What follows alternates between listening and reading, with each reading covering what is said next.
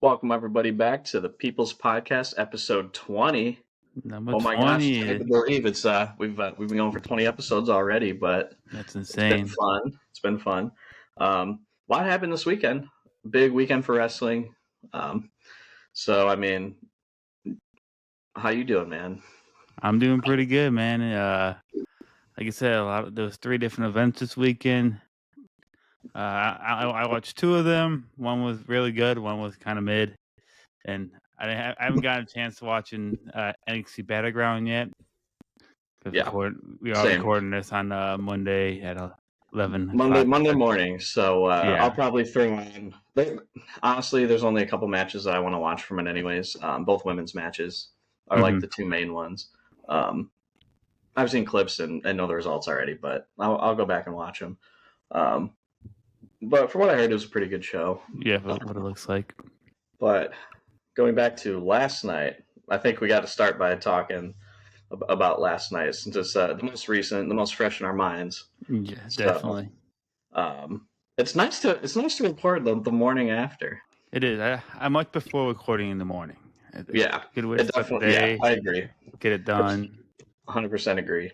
So unfortunately, it just doesn't roll that way. Having full-time jobs. Yeah, no. So, but also before we get into it, happy Memorial Day. Happy Memorial Day, guys. Thank you to everyone who has served and put their lives on the line for for our freedom, and those who have sacrificed their lives for our freedom. Much appreciation out there. Absolutely. Having a brother who was in the Army, it's definitely more appreciative of that, of everybody putting their lives on the line, like you said. Definitely, both my grandfathers, served, and that was my one grandpa that he did his whole life. So, very, very military strong here. Mm-hmm. Absolutely. After this, I'll be going to the cemetery to go visit my grandfather. Awesome. Well, my condolences. Has it been a while? Oh yeah, it's been since 2012. Oh yeah, it's been a while. That's a good tradition though. That's a nice thing to do. Yep. All right, but yeah, let's get something to Double or Nothing. Let's do it, man. So overall, fantastic show. I thought fantastic. Perfect. I didn't think there was not perfect, but damn near perfect. Honestly, it's hard to have a perfect pay-per-view. It is. It's nearly impossible to have a perfect pay-per-view. There's always going to be some matches that bring it down a little bit. I'm convinced. I mean, I think the closest thing to a perfect pay-per-view is probably like one of the NXT Black and Gold takeovers. New York 2019 comes to mind. And you dig deep down, if we did deep research, we definitely could find some AEW ones. Oh yeah, Ruthless Aggression era stuff. Oh yeah, that would be a fun conversation. Like trying to rank the best, top 10 pay-per-views of all time. Like for me, one of the best ones I always have in mind is Unforgiven 2006. That was such a good pay-per-view. Very good show. Now I want to go back and watch it. that'd be a good topic. That would be a lot of fun. Trying to just dig in and come up with the top pay-per-views. Going back to WCW, watching the most popular ones there too. New Japan, watching Wrestle Kingdom, and I would have to ask other people around for WCW. I don't really know too much WCW logic. Yeah, I know. Like, I've watched stuff here and there. I just watched Halloween Havoc like not too long ago, a couple weeks ago, I think. Those from are good. 97, because I wanted to watch Ray and Eddie. That's such a good match. Yeah. Probably my favorite WCW match. It's definitely my favorite WCW match. Alrighty. So, Double or Nothing. Like you said, near perfect pay-per-view. Hard to be perfect, but they almost pulled it off. I'm pulling up the results right now, which, I mean, it's still fresh in our minds, so it's not like just had the match card up. Yeah, right. So, don't really care about pre-show. I thought they were fine matches, but I usually don't watch the pre-show, but for some reason I threw it on because Amazon Prime carried the pay-per-view this time, so they had the pre-show on already leading into the pay-per-view, so I figured I would throw it on. Leading off with the show, your favorite, Mercedes Moné defeats Jamie Hayter in the women's Owen Hart final. And I already know what you're gonna say. Good old Mercedes Hogan back at it. I'm not having any of that. Do not even start with me today. I want you to be objective about the match itself, disregarding the winner. Just tell me about the match. The match itself, like, I'll give Mercedes credit's due. I do think she's top 3 in all of wrestling right now, women's wise, in the U.S. probably. Yeah, my knowledge to Japan is not that strong, but I definitely think I feel ignorant saying in the world because, like, while I'm familiar with men's wrestlers in Japan, I'm not familiar with women's wrestlers really. Yeah. Besides what we've seen in, like, Azumi, what we've seen come over to the States. Yeah. But the match was good. The one problem I do have, it seems like every Mercedes match I enjoy, it ends up in a roll-up. Yeah, it does kind of feel that way. It does, yeah. I don't know if that's due to the nature of her being like a chicken shit heel, or trying to keep the opponent strong. But at some point, it's like, it just gets old. Yeah. I get the point of keeping your opponent looking strong, but I know Statlander that was 2 roll-ups, and this one, and there's another one. I know there's another one that I'm thinking of. I can't put my nose on it. Yeah, it seems like it wasn't Willow. No, I'm pretty sure she beat Willow clean. Regarding the point, but yeah, the match itself was phenomenal. Really, really good match. They had great chemistry, her and Hayter, and they built the story really well leading up to it, so it got you, like, even that much more invested. And it definitely, I think the match paid off the build very well. Like you said, the roll up, everything, the finish just had me not. It bumped it down for me. Yeah, unfortunately. I would agree, because she definitely did not kick out of that tombstone. Her shoulder was on the mat. All she did was this. Yeah. And if it was a different camera angle, like, it would have been okay. But you literally had the camera aimed right at the shoulder. Yeah. So I mean, that kept me from rating the match higher than what I did. So the ending, which is unfortunate because they were absolutely killing it. But Mercedes, she's great at taking bumps too, for Hayter especially. She was great at taking bumps for Stat. So yeah, very, very, very quality match. I'd say great up until the finish, which is unfortunate. But you know what? My biggest problem, and this is not me being biased towards Mercedes, I think having your women's mid-card champ going against the main event champ, that's 2 titles, right? I don't think, I'm not a big fan of double champions. I think especially when you have only 2 titles for a women's division, I feel like it limits your roster, and there's a lot of deserving people who could use that TBS title. Like, Mercedes doesn't need that TBS title anymore. I think she should drop it before All In. Like, all bias, like, if they want to make her AEW Women's Champions, whatever. But I don't think she should be a double champion. Yeah, honestly, like, so I don't mind the outcome of the match. I think, like, Mercedes versus Tony is the biggest match AEW can run. And I mean, both are at the top of the women's division in AEW. They're both probably the 2 best women in AEW right now, women's wrestlers. So I have no problem with the match itself, but I 100% agree with you. Having both titles tied up in a single match, and one of them's not even being defended, just rubs me the wrong way. Yeah. I don't like it, especially with the depth of the division.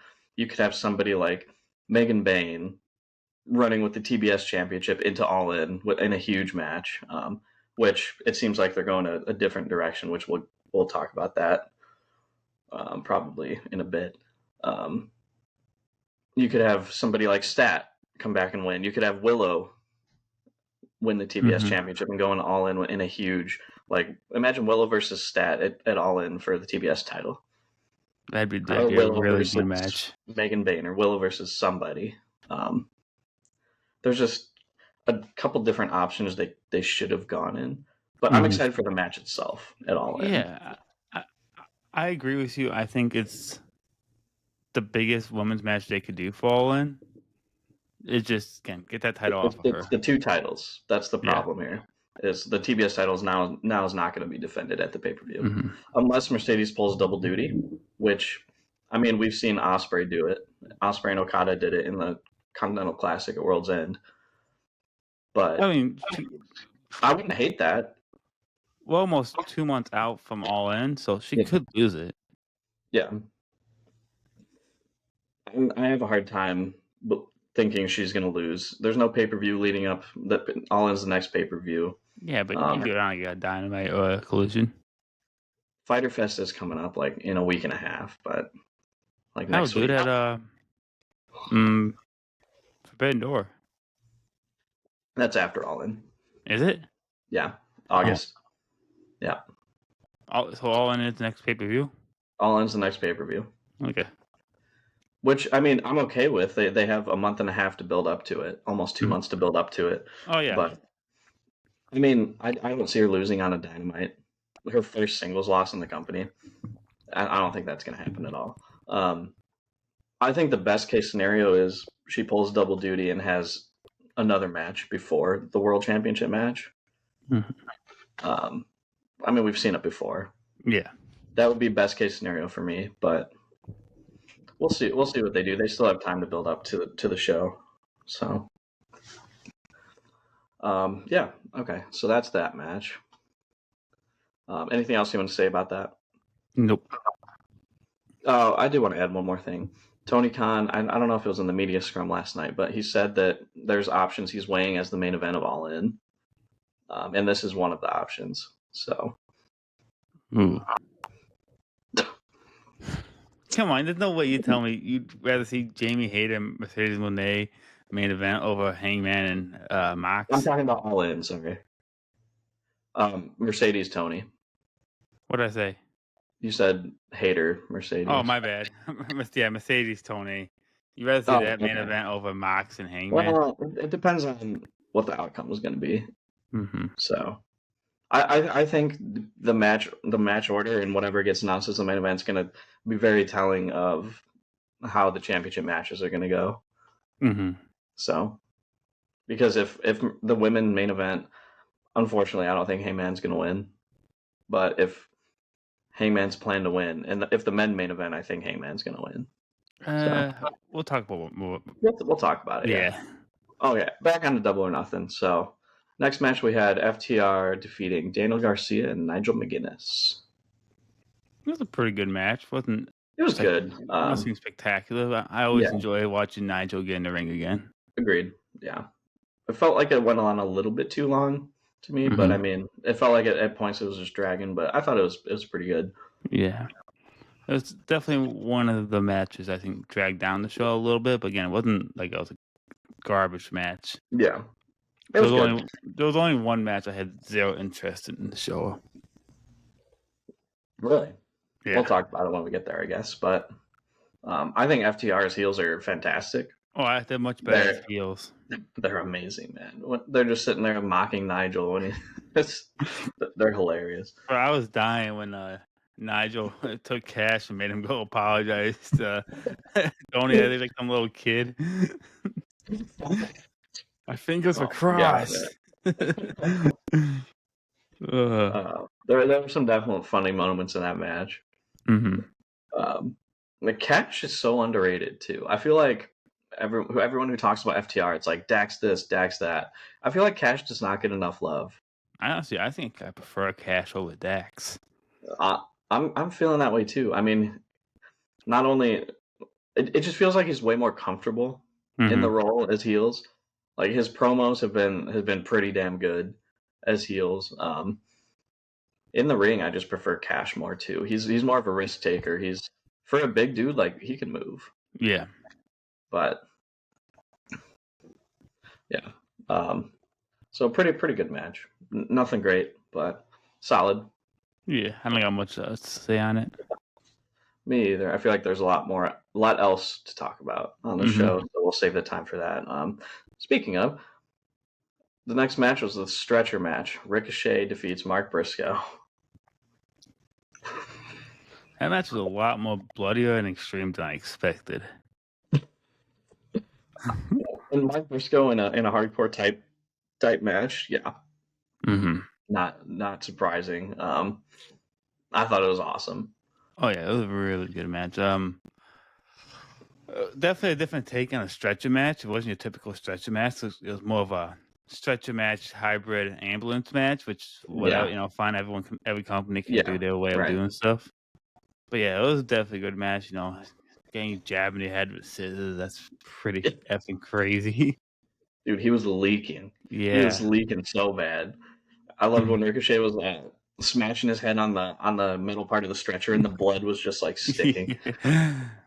It made for a great visual. Mm-hmm. I love Mark Briscoe so much. I've enjoyed Mark Briscoe now the more than I did when the Briscoes were together. Really? I was not a big Briscoe Brothers fan. Huh. Interesting. I get it, but Mark's super entertaining on his own. Mm-hmm.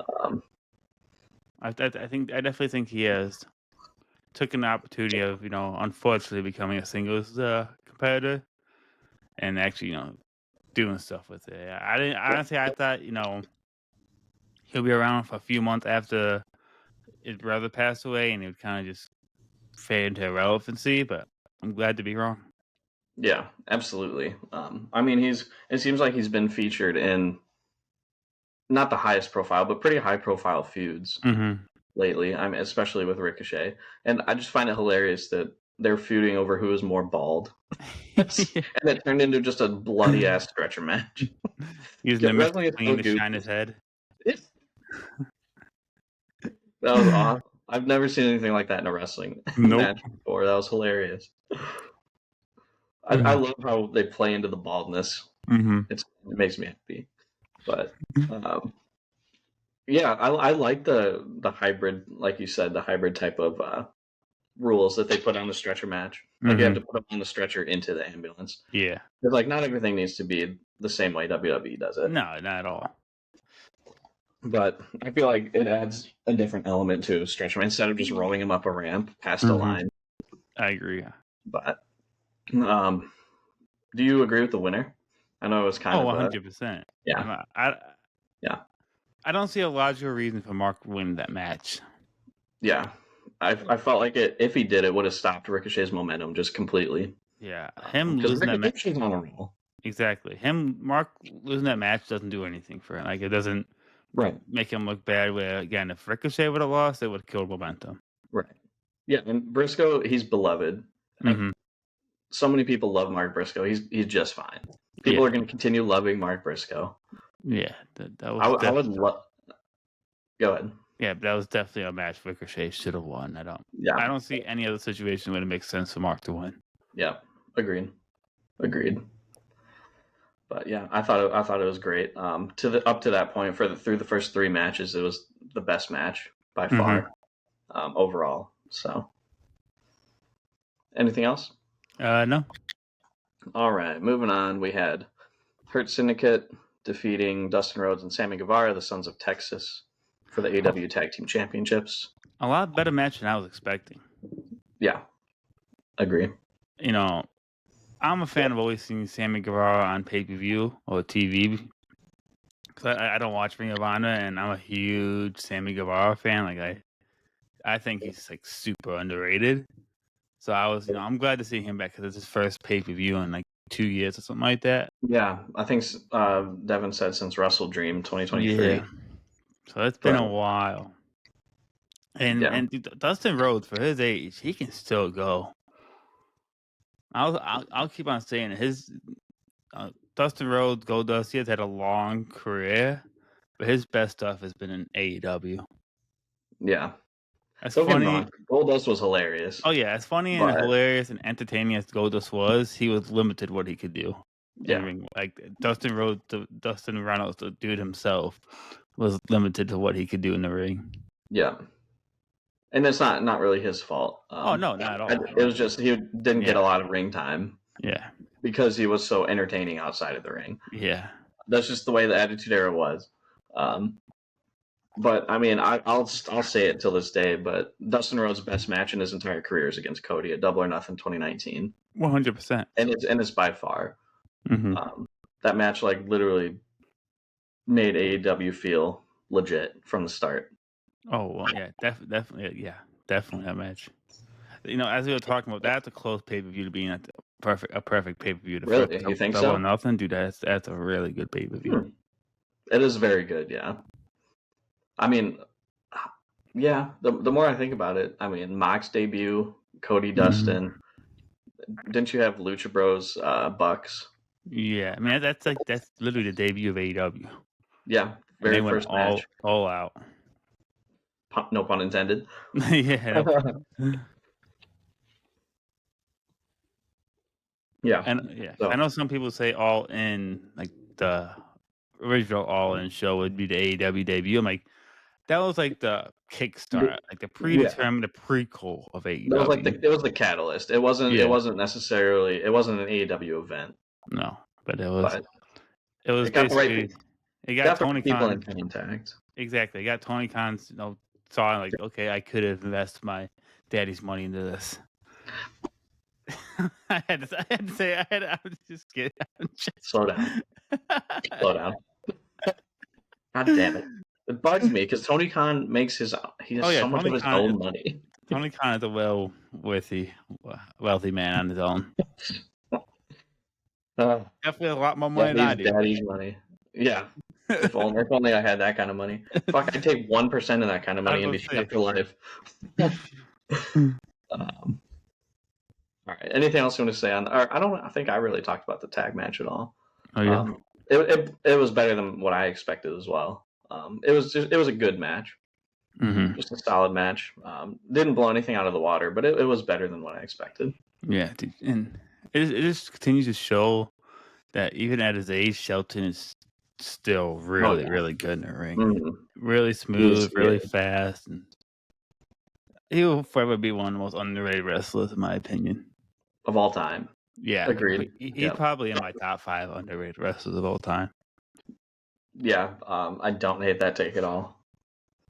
He's throughout his whole career, he's always been one of the best in the ring, and he's how old is he?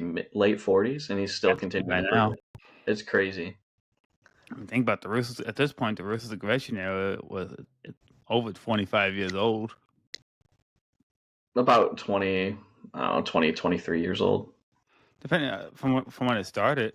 Oh yeah, 23. Like 2000, 2001, right. 2002. Yeah. But yeah, I got nothing else to say about tag match. Pretty good show up until this point.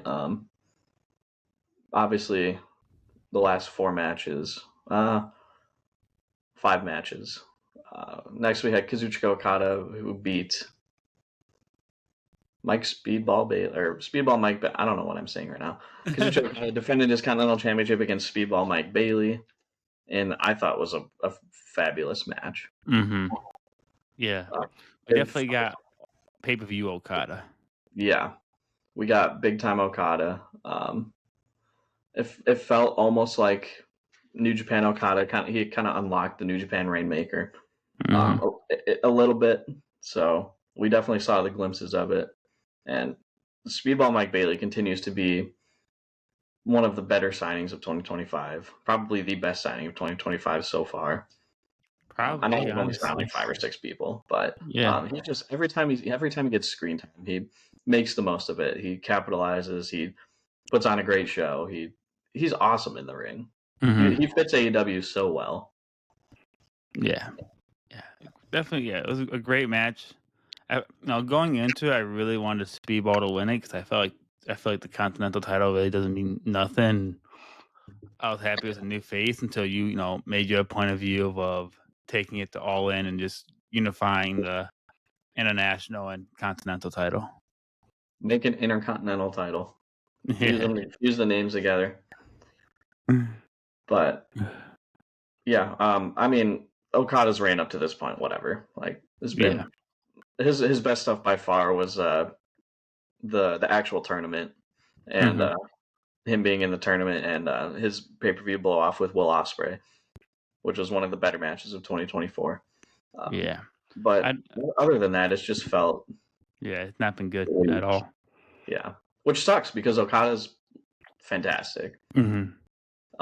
It's just I don't feel it necessary to keep a championship for the tournament.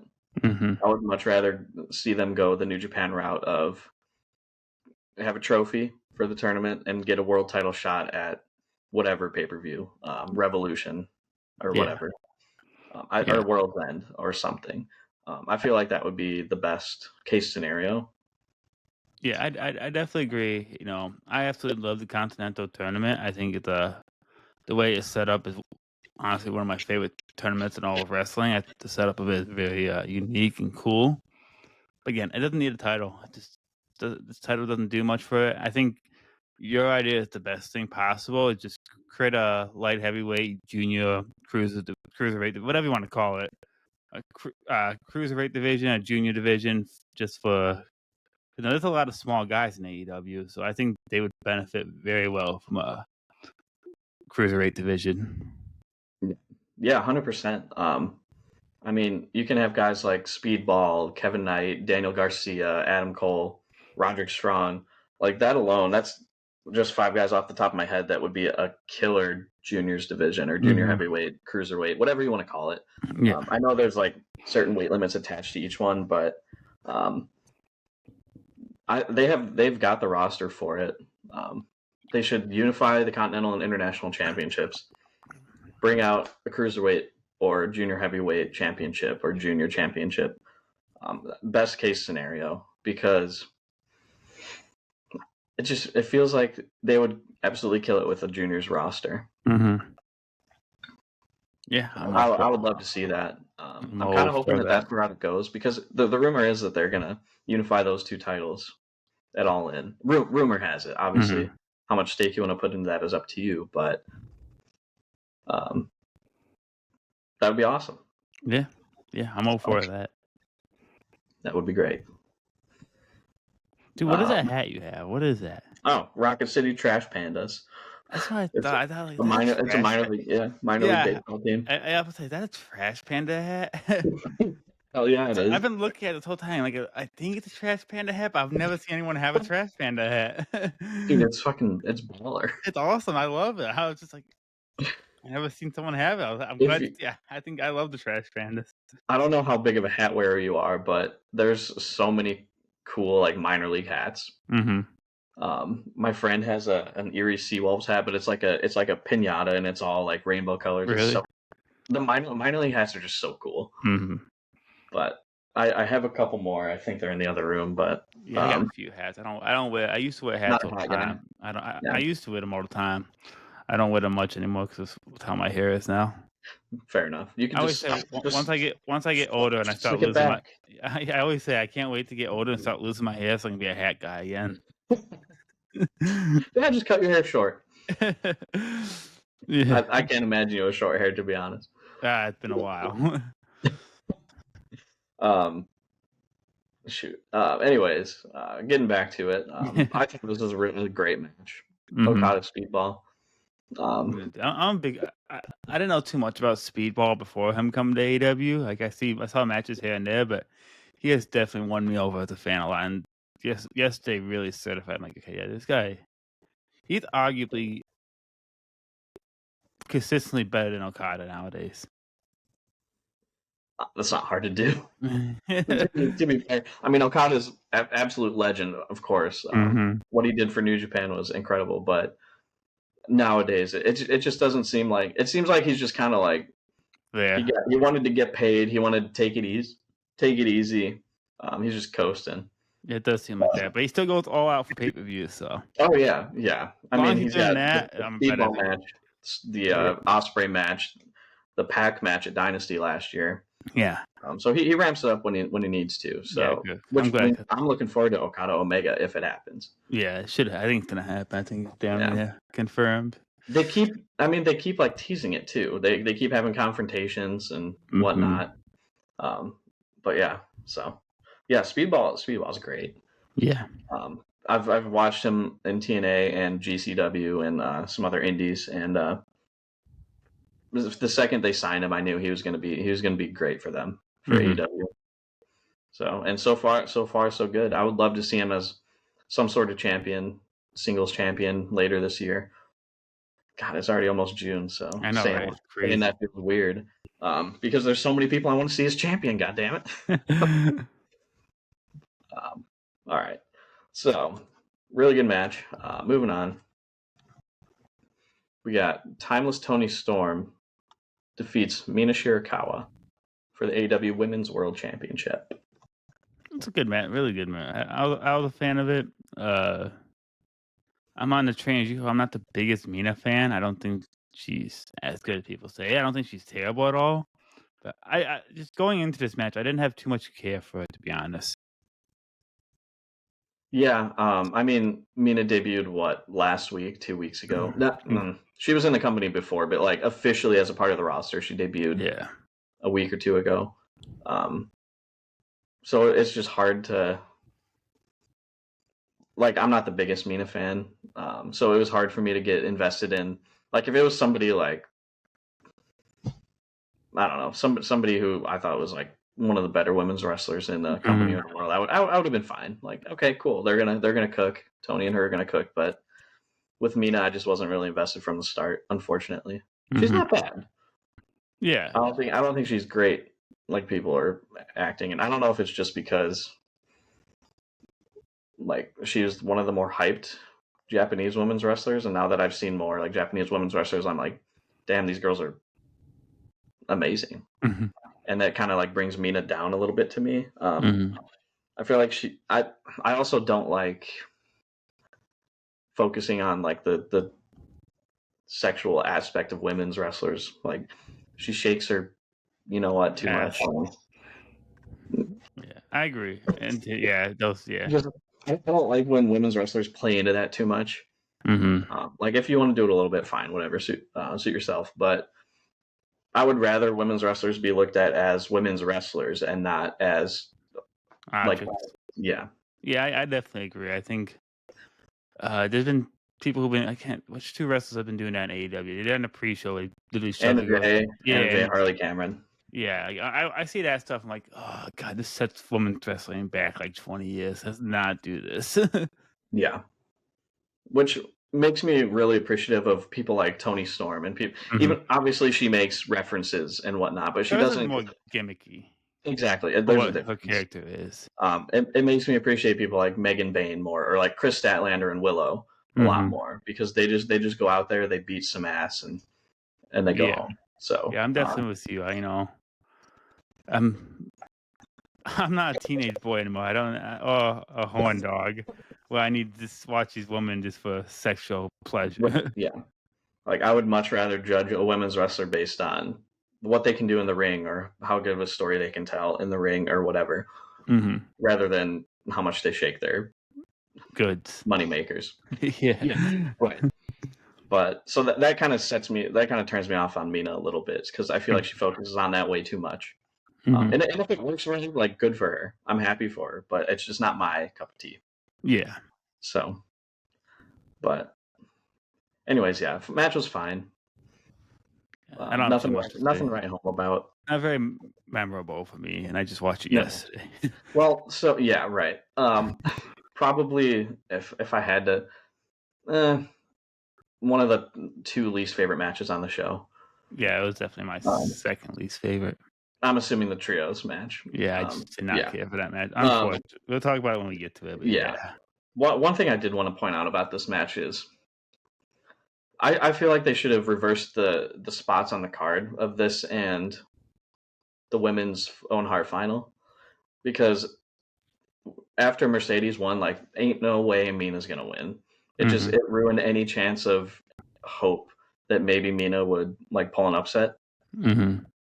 And I think that's a huge problem, is too much predictability. Like it was basically Tony Storm like 99.9% chance to win after Mercedes won. So that just ruined any kind of like investability. And predictability is not bad, but when it's that predictable to the point of like you don't even have a thought in your mind of who's gonna win, or you like know for a fact who's gonna win, I think that's a problem. So maybe if they flip-flop the women's matches and Tony wins first, and then it's like, okay, Mercedes and Jamie could be like you don't know who's gonna win. I agree. I agree. So that's just one more thing I wanted to point out. I don't mind predictability, but I don't want it to be right in your face. Right? Yeah, exactly. Yeah, makes sense. So, yeah, that's just whatever. Moving on. Next we had, my God, maybe the most crazy match I've ever seen in my life. Anarchy in the Arena, the faces versus the heels, and dude, that was such a fun match. My God, dude, bro. We were talking about I'm not the biggest fan of playing the music throughout the crowd throughout the match. And when I start off with the fucking goddamn Declaration of Independence X type music, I'm like, what is this?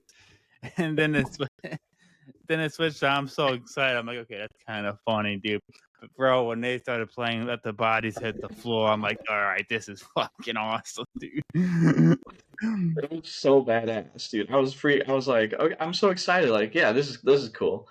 Because that was like the first time they played for their Max debut or whatever for Dynamite. And then when Kenny grabbed the mic, I was like, oh, something's gonna happen here.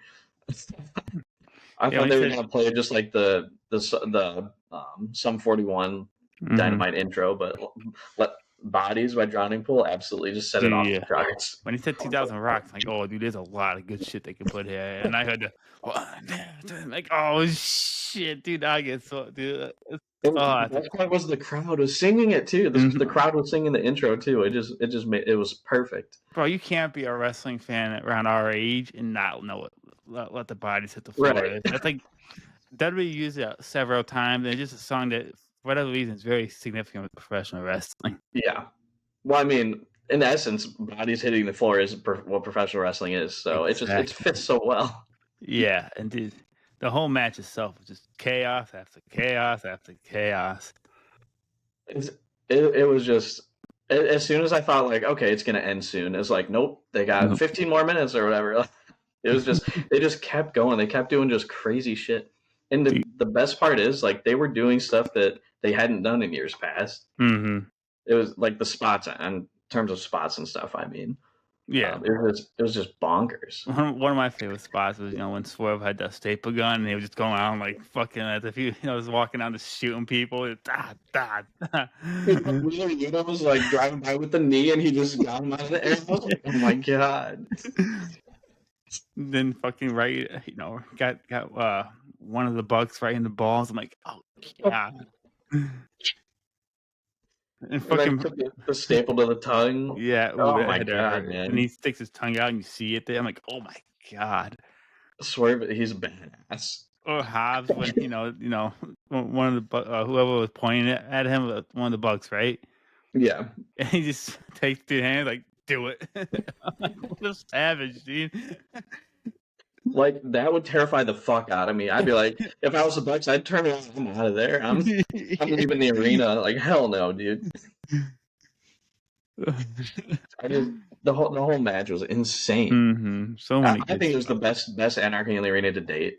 I would agree. I want to go back and watch all of them because it's sometimes hard to compare matches because just sometimes stuff just recency bias. Yeah, but that's definitely a match I know I can go back and watch all of them in a row and be entertained because they never disappoint. And really, it wouldn't take that long either. They're not at all. 30 minutes. Yeah, you could do that up to an hour in a day. Yeah. But I don't think all the pay-per-views on Max now. No, unfortunately. I have discs for, I think, the first 3. Mm-hmm. So 2022 is missing. I might have them on Fight or Triller, because they have like the pay-per-view archives on there. I'm not sure. I would have to go back and look, but I think Rivals. I think 2020 was the best like Anarchy / Stadium Stampede match. Up to this point, because that was the one they were in the football field with. Dude, that's one of my that was so fucking funny, dude. One of my favorite spots in the whole thing was Nick Jackson, or was it Nick or Matt? One of them doing the Northern Lights suplex for 100 yards on Sammy Guevara. He was cutting back and he was like 50 yards further. Oh man, the classic golf cart incident. The golf cart incident. I love when Jericho was on the ground, or like they kept making the football references, like I'm gonna challenge the play or whatever, and then Jericho like gets super kicked into the punting net. Yeah, Hangman comes with the roll and rolls the strip along it. Hangman coming out of a fucking horse and everything. The bar scene in that one was awesome when he was getting drug on the bar by Hager. Yeah. Oh my god. But yeah, I didn't watch him. But yeah, that match was so much, dude. One winged angel from the stage to fucking exploding table. That was sick. And it was like just so casual. Like it was just that spot, and they went to the next spot. It was just nothing. I'm like, oh yeah, the guy just casually got fucking exploded. Yeah, because that was like in the ending when Swerve had the tacks on his shoes and did the stomp with the tacks. Mm-hmm. I absolutely love the Bucks were just super kicking everybody. They super kicking Hobbs. They super kicking Rick Knox for some reason. Yeah, super kicking Willow. Like Rick Knox literally caught a stray. Oh my god, man! I feel like I'm gonna go back today. I think and rewatch the match just because I feel like maybe there's some spots that I missed, but I died laughing the whole match. It was great. I love those matches. Always so much fun. Like they're to the point where they have their own like category of like I can't even like look at this match the same as I would look at like the main event, the Hangman Ospreay. Yes, it's just in a category all on its own, just being goofy as hell. Chaos, it's literally fucking chaos. Literal anarchy. Matt Jackson doing the swanton off the stage. Oh, dude, he almost missed too. Yeah, he almost effed that up. Yeah. One thing on a more serious note, one thing I really loved was how great they made Hobbs look in the match.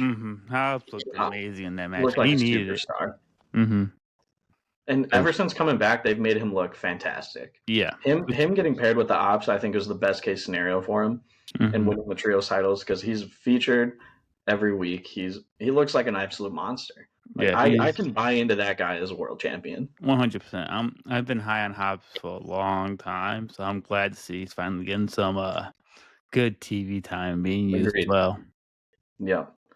He looked like a monster. The spine buster on Moxley through the table.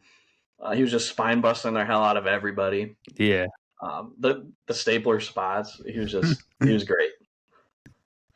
I think another thing worth noting is Hook returned. Oh yeah, Hook returned, and seemingly is out of the Ops.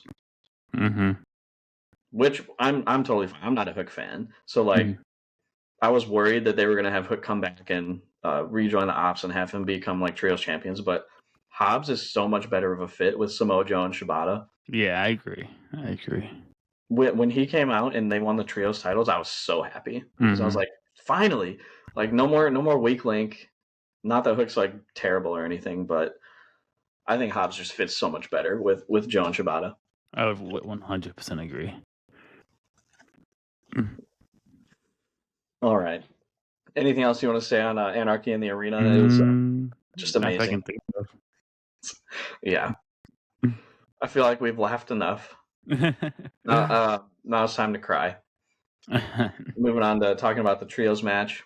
I had high hopes, and it just did not. It didn't do anything for me. Don Callis' family, Takeshita Fletcher, Alexander, defeated the Paragon. Yeah, man, the Paragon Undisputed, it don't hit the same no more, and it's so unfortunate because I absolutely, I know you're the same way. I absolutely love the Undisputed Era, and even if you added Bobby Fish back to it, I don't think it's done. I think it'd be even worse. I think all momentum for Adam Cole has just been derailed from his injuries, unfortunately. Yeah. You know how big of an Adam Cole fan I was. I still am. But he was when I was watching NXT, just every single episode from 2014 to 2021, like Adam Cole was my guy. He was like, he got me back into wrestling. He made me love wrestling. It's not the same. It's really not the same, and it's so unfortunate. Like I think Adam Cole is probably the worst in-ring wrestler in that match last night, out of the 6 guys. Oof. I think Kyle is better. Kyle's more like a match. I think Kyle is super underrated. I've always thought Kyle was the best in, like, even during Undisputed Era days. I've always thought Kyle was the best in the ring. Yeah. I know you don't think Roddy is better in the ring, but Roddy's a fucking machine still. Yeah, Roddy's good. I don't think he's better than Adam Cole. I don't even know if I was even at this point, even like in today's world, it's a lot closer now. A lot closer. Damn. I think Roddy is better nowadays. I'd say in NXT it was close, but I really don't think it's close anymore, and it's unfortunate. And I love Adam Cole. I'll love him till the day I die, but I'll always be an Adam Cole stan. Adam Cole, baby. And obviously on the other side, Kyle Fletcher, Konosuke Takeshita are amazing, and they're still super young. But they're approaching like best in AEW territory in terms of wrestlers. And obviously Josh Alexander is a certified beast. Yeah. One of the better technical wrestlers in the company. Yeah. Just to match itself, like I did not care. Again, it followed Anarchy in the Arena. That's a tough thing to follow. And again, going into that match, I didn't care too much. I mean, on paper it looks good, but just everything going in there, like, again, Adam Cole don't hit the same no more, unfortunately. Yeah. Hopefully something changes on that. I would love to change my opinion on that. I hope so too. I mean, ultimately, I think it's leading to Kyle Fletcher winning the TNT Championship off of Cole, which is fine. Like, Fletcher has been doing fantastic work for a year now, if not more. So push Kyle Fletcher to the moon. I don't care. Yeah. Like I'm all in on Kyle Fletcher, but it feels like that's where it's leading, which kind of sucks because Adam Cole won the title and then just nothing. Dude, the TNT title has been slacking for a while now. Ever since Edge lost it. Ever since, because I loved what Edge was doing with it. He was having the Cope Opens. It made the title like feel, obviously because Christian had it before that, those two made the title feel important again. And then just ever since, I like Jack Perry as the scapegoat, but I don't think the booking did him any justice. Which is unfortunate. Yeah, and Daniel Garcia, as much as I love him, he didn't do anything with it. And now Adam Cole, which comes back to booking again. I don't know what Tony Khan booking. It's all booking. Yeah, I don't know who pissed in his Cheerios, but like, just when it comes to TNT Championship, the past year, just not been good. I just need to make it into a TV title. Like, I've been saying the TBS and TNT titles should be TV titles, but like defended like TV title rules, but defended every week. Yeah, I agree. I would love that. Fletcher usually wrestles like pretty much every week, so I'm kind of hoping that if they do go that route and put the title on him, that it's going to stay the same and he's just going to defend it all the time. Yeah. So it's just not hitting, and this match didn't hit. It's unfortunate, but it was a very meh match. And obviously it's stuck in you got that like death slot on the card stuck in between Anarchy and the main event, which everybody wants to see. Yep. So it was literally a piss break match. It was like probably, the bathroom lines of that match were probably really long. Yeah, probably my least favorite match on the show, which sucks because I love all 6 guys involved.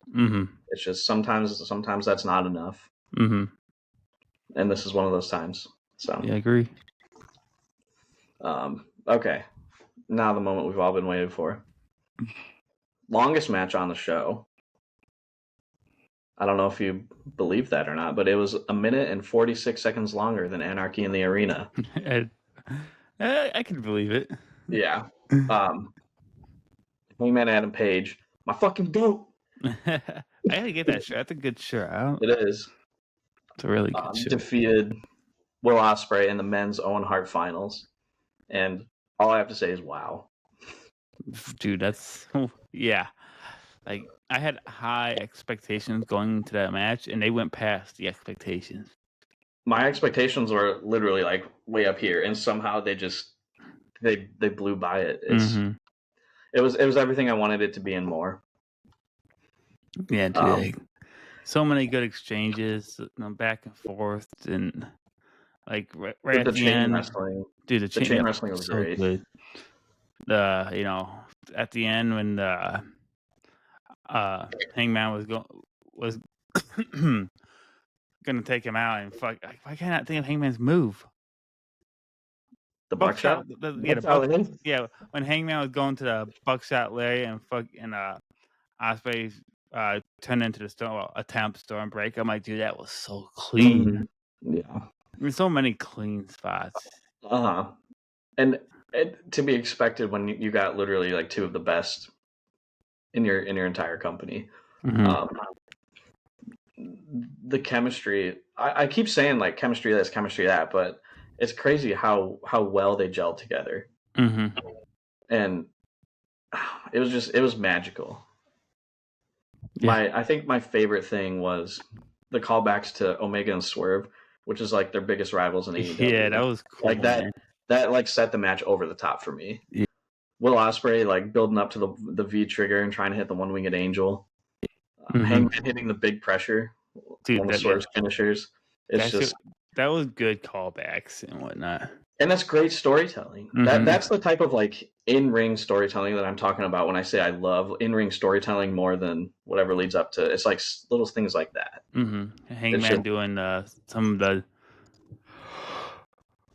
Sorry, some of the. You're not boring me that much. No. Hangman doing the Christopher Daniels spots and whatnot. Yeah. The fall or the Angel's wings. Yeah. I was blown away. Unfortunately, we had a I am the table moment, and the table kind of just gave up on them. I love that he just went back and did the did the dead eye right on the broken table. Yeah. After that. Yeah, I'm just glad no one got in. That could, when you're going for a dead eye and that table just collapsing like that could go really bad. It's like when Kurt Angle and Triple H did the pedigree and the table broke. Yeah. And Angle like smacked his head off one of the monitors. Yep. I remember Triple H telling that story about how he just looked down and heard Kurt Angle like snoring. Yeah. So luckily, no one got hurt in that. Yeah. I mean, no one got hurt, but yeah, dude, such a great match, man. It's so hard to put into words. So much happened in that match. Yes. Man, 37 minutes of just pure masterclass of storytelling, action, selling. Everything. It had it all. It knocked it out of the park in all different categories for me. Definitely instant 5-star match. Like yeah. I don't know if it's recency bias or what, but I think it's the match of the year so far this year. I agree. So far, when I look at matches of the year, I think of like Ospreay Fletcher, the men's triple threat at WrestleMania. This one I feel like just beats everything so far. I agree. So far, it's my match of the year. Yeah, me too. Arguably, maybe even top 5 AEW match. I was going in the top 3. Maybe that's still in the conversation, but I definitely think it's possibly top 5. That would take a lot deeper dive to look into. That would be fun too. We should definitely. We'll have a lot of time coming up because there's no pay-per-view until there's Money in the Bank next weekend, but after that, I don't think there's anything until All In. 2 weekends. Oh, okay. Even then, after that, it's like a month, a little over a month and a week before the next pay-per-views. So yeah, we'll have plenty of time to do whatever we want. Yes, sir. But yeah, absolute classic, 5-star main event. Obviously, Hangman won, and now he will be going on to All In to fight Mox. That's the most important piece is the results of the match. Yeah, and I really thought Ospreay was gonna win. Like, no, I was convinced Ospreay was gonna win. So I was very surprised to see Hangman win, and I was happy to see it because Hangman deserves it. Yeah, I had a full like Undertaker guy losing at WrestleMania reaction. I was like, but in a good way, in the best way too. I was so happy because Hangman deserves it, man. Like, there's not much else to say about it. Hangman he deserves it. he's been the workhorse of the company for the existence of the company. Well, yeah. I know Mox has been the actual workhorse, but like Hangman feels like the embodiment of what AEW is all about. Mm-hmm. And yeah, I'm so happy for him. Yeah, Are you crying? When I yawn, I tear up. So that's like something I have. I get it. I cried too when Hangman won. Yeah. Yeah, anytime I yawn, my eyes get watery. It's a weird thing. You know how many times in my life people have called me out for crying just because right after I yawn, I'm like, oh shit. Dude, I get it. Hangman's got that reaction on me too. I shed a tear. But yeah, I can see. I'm all for Hangman defeating Mox. I'm very high on Darby doing it, but I'd be okay if it was Hangman. Yeah. So here's my thoughts on that. If Ospreay would have won, then I was dead set on like Ospreay losing to Mox, not getting the job done yet, and Darby returning at All In. Mm-hmm. But with Hangman winning, I just something in me just flipped, and it's like seeing the promos leading up to this match, seeing the match itself, and then seeing him in the media scrum last night, like it's got to be Hangman. Mm-hmm. If he loses to Mox, I'm gonna be heartbroken. Now, what if he loses and the same scenario Darby comes out? It'll make it a little better. Mm-hmm. I'll be upset probably, but I mean, it's not going to be like my God, I hate AEW, like fuck AEW. It's not going to be like that, but I'll be a little upset because having Hangman get so close up to this point and then having him lose to Mox would, yeah. Yeah, I definitely think Hangman is the one to beat Mox now. And you know how high I was on Darby. I mean, I still want Darby. You were dead set on Darby. Yeah. I'm okay with Hangman doing it. I'm definitely. So I was talking to Mike. I was watching the pay-per-view with my friend Mike last night. You know Mike, yeah. Yeah. But we were talking, and what do you think of this? So obviously Pac's hurt or whatever. So Ospreay, like he was talking all this stuff in the promo about like Hangman knows how to beat Mox. Like he needs to see that Hangman. Ospreay comes out, tries to help Hangman beat Mox. Death Riders interfere. Swerve is sick of Mox's shit, tries to come out and cost Mox, tries to help Hangman, gets beat by Death Riders or whatever, so there's nobody left. And then Darby returns and helps Hangman get over the hump to beat Mox. I'd be okay with that. So Darby sets up a storyline with Mox without the title. But trying to get revenge for taking him out. Because I think last time we saw Darby, he got taken out by Death Riders, right? Yeah. So like Hangman wins the title. Darby versus Mox is a huge marquee match. Just without the title, I would be okay with that. Yeah, I think that'd be good, especially with Swerve coming to help Hangman. I think that'd be a great storytelling moment. Yeah. So yeah, I'd be for that. Hey man, hire me, Tony Khan. hire us, Tony Khan.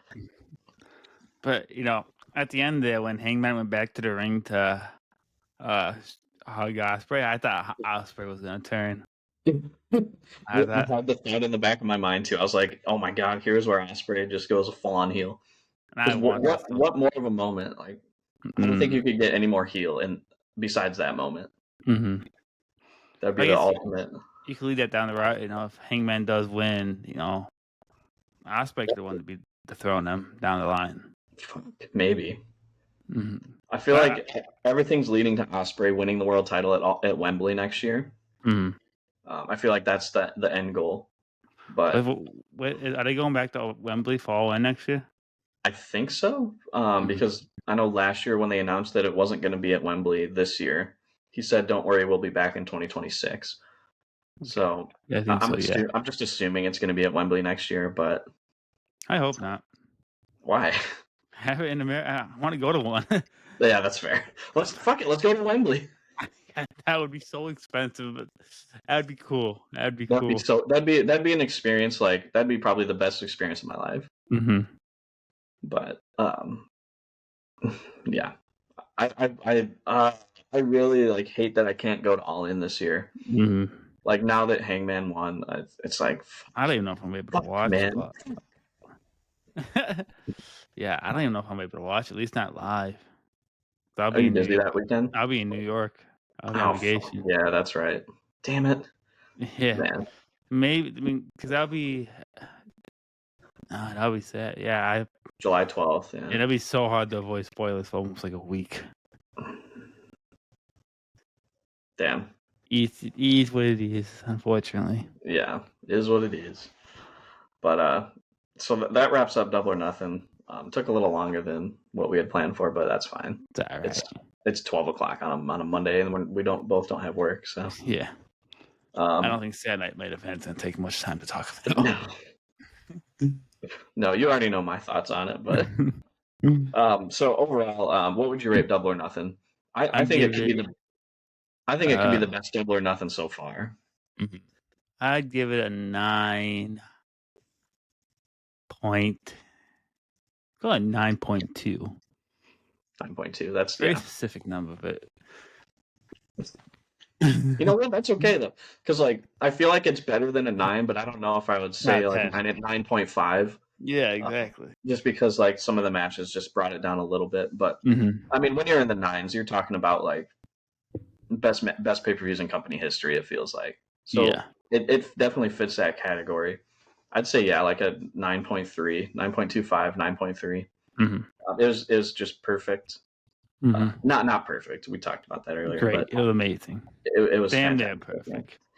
So far, I think like it'll take some time to digest a little bit, but just off of first reactions, like I think it's the best pay-per-view that I've watched this year from New Japan, AEW, WWE, whatever else. I think it's been the best pay-per-view this year.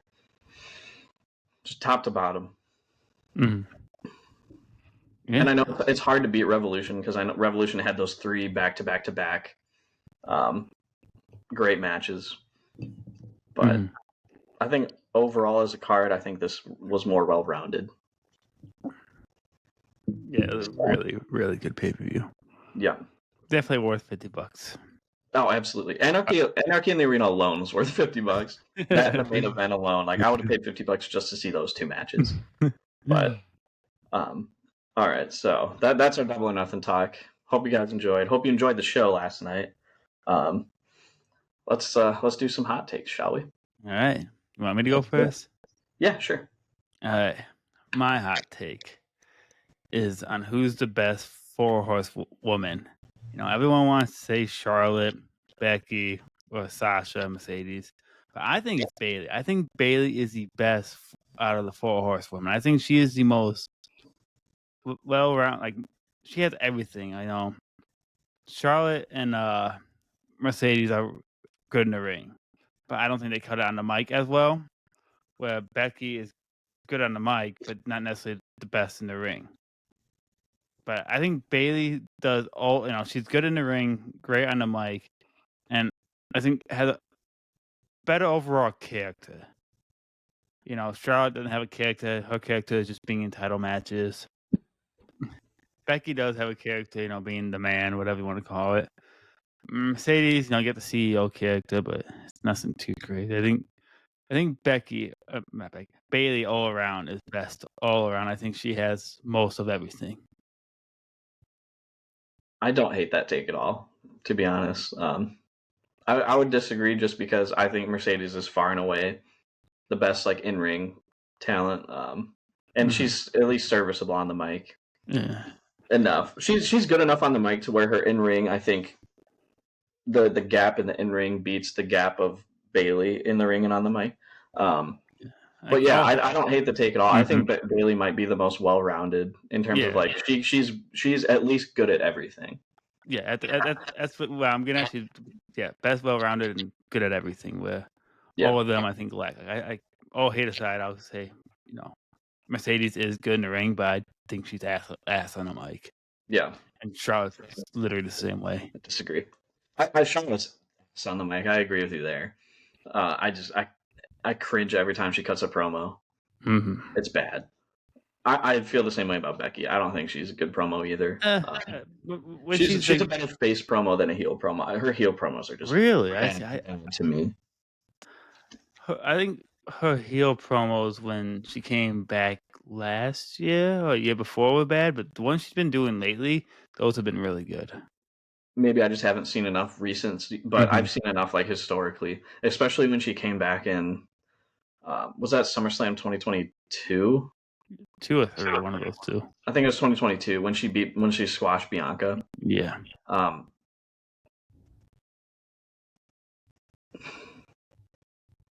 Would that have been 2021?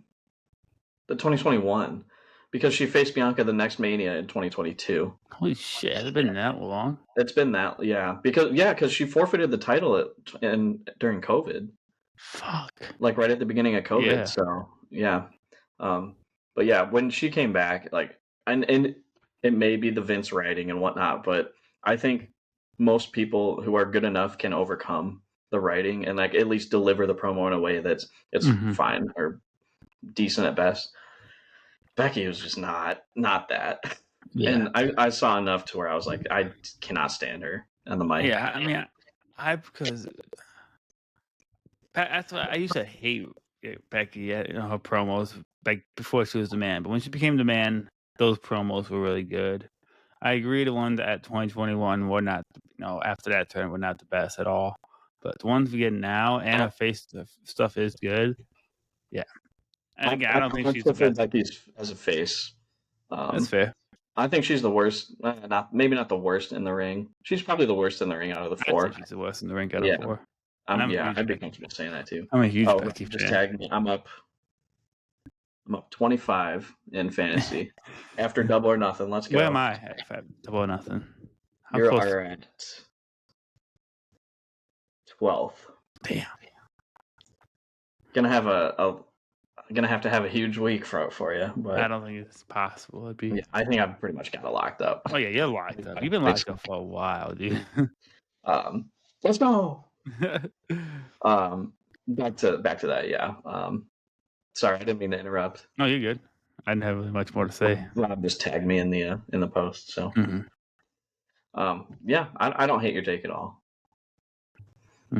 But even though I disagree, that's just your opinion. So. It's never gonna get old. That's the fun part of wrestling is not everyone has the same opinion, and if everyone thought the exact same way and thought the exact same thing, it'd be pointless. Life wouldn't be worth living. Exactly. So, all right, my hot take. I think Hangman had a pretty damn good world championship reign. I'd even venture to say it was great in the short 6-7 months that he had. And I think that's a hot take because people always shit on, his reign was booked terribly and he was a terrible champion, blah, blah, blah. I don't think so. I loved his stuff with Danielson. Those matches were fantastic.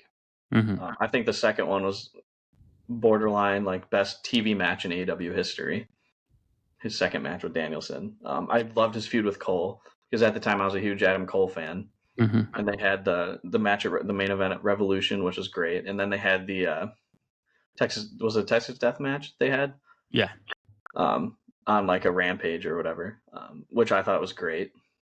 And then he had like a great match with Konosuke Takeshita when Takeshita was just getting rolling.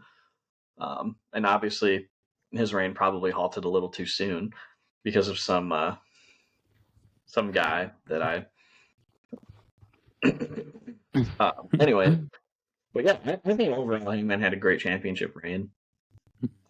And I know that's a hot take because people shit on it all the time. Yeah, I definitely don't think it was the best, but I do agree it gets more shit on than it should. It wasn't like the worst thing ever. Yeah, definitely not the best AEW championship reign, but it's far from the worst. No. The worst is, honestly, I don't count CM Punk's reigns due to... You have to, though.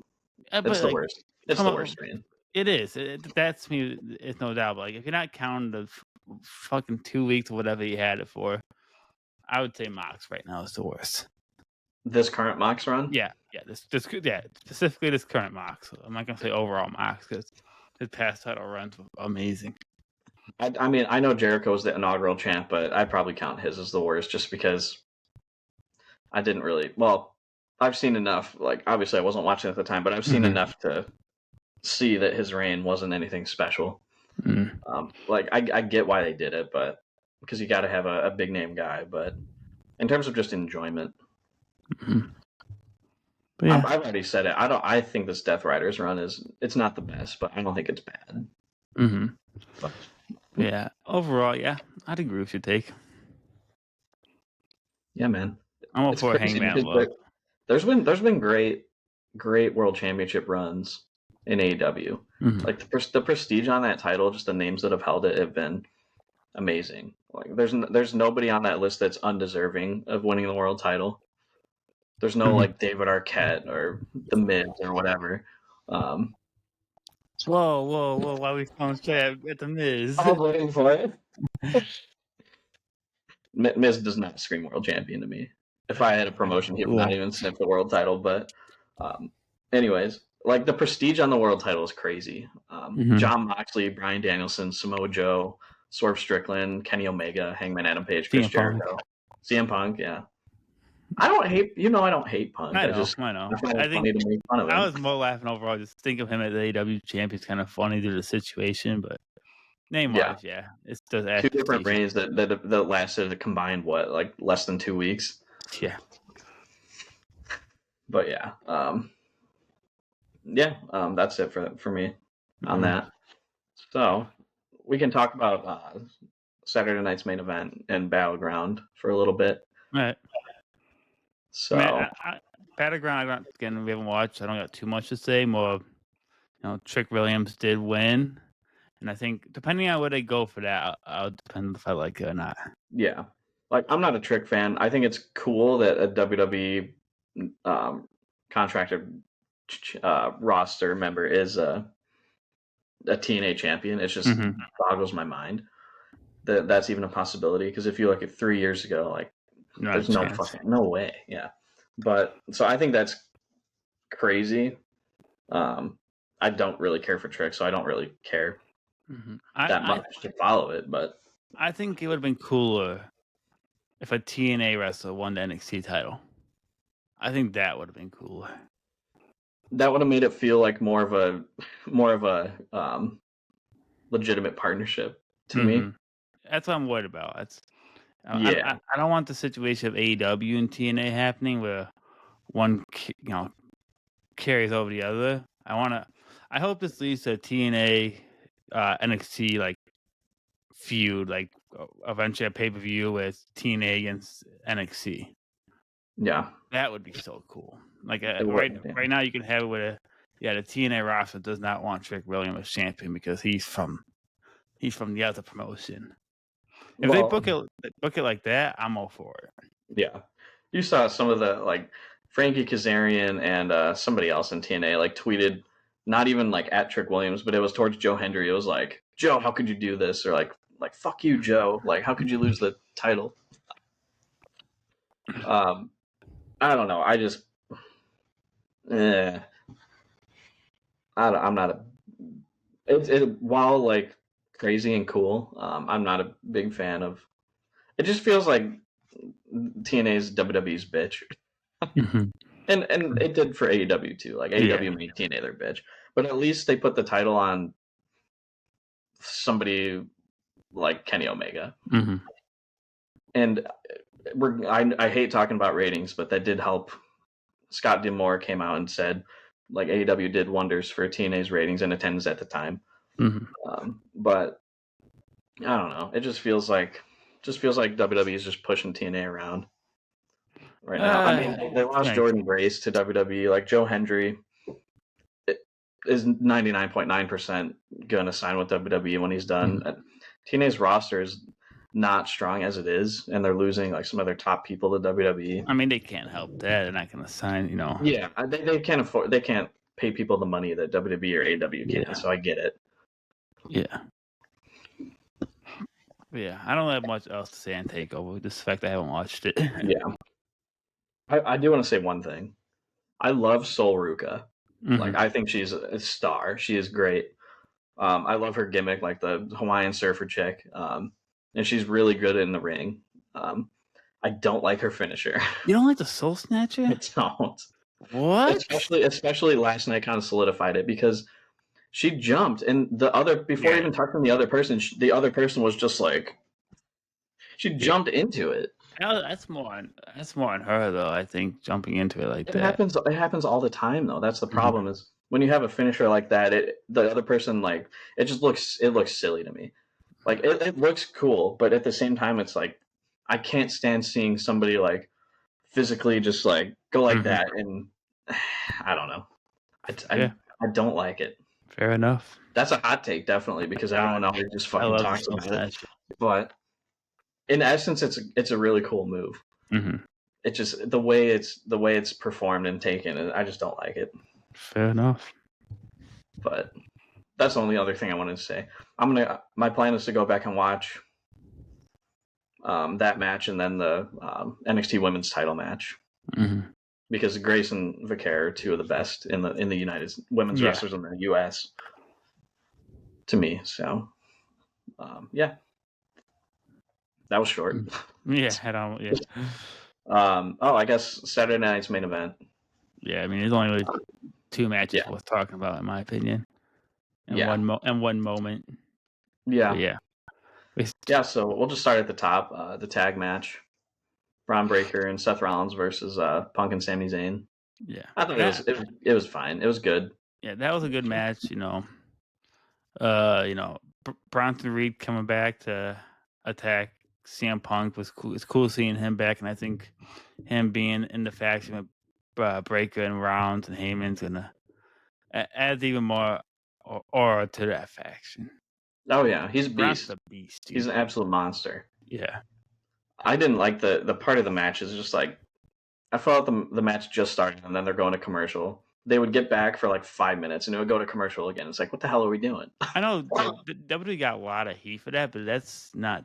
It's the network, yeah, but it still takes away from the momentum of a match when you're going to commercial like that often in a match. I think the match without commercial, like if it was on a pay-per-view, it could have been 4-star plus, but it was hard to follow a match when it was always just getting cut off. Yeah. Like that. And I know TV matches are usually pretty similar, but even then I don't feel like normal TV matches even have that many commercials. It's just so hard to tell now. It's because, Netflix doesn't really have commercials. Right, yeah. It's almost like SmackDown does, so I guess that. Yeah, but even then, it doesn't feel like they go to commercial as often as they did on NBC. Maybe because that's nationwide stuff right there. I don't know. I don't watch too much television to see if maybe commercials are just that bad nowadays. But yeah, definitely a lot. The whole event had a lot of commercials.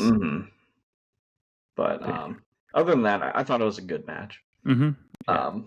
One thing I know you might disagree, but and I'm gonna let it play out, but. At this point, as of this minute, Bronson Reed joining Seth Rollins just doesn't make sense to me. I don't think it's supposed to make sense yet. Well, that's why I said I'll let it play out, because obviously, like, if they don't touch on it at all, like on Seth's taking 6 tsunamis or whatever the last time they saw each other, if they just kind of just blow that part off and not say anything about it, then I'll be pissed. Yeah. But I'll give them a chance to at least, like, explain. Yeah, I expect they will do it today. I mean, they already talked about it a little bit at Saturday Night's Main Event, the announcers, but yeah. Yeah. As of, before it happened, I don't think it's supposed to make sense to just lead to Monday Night Raw to get that understanding. I mean, yeah, it makes people curious and hopefully to tune into Raw to see the explanation of why. Yeah. But I don't know. We'll see. Because isn't Seth wrestling tonight? So he might not even have like a promo or anything. So if they don't touch on it at all, I'll be upset. Yeah. But I expect them to at least explain it in some way.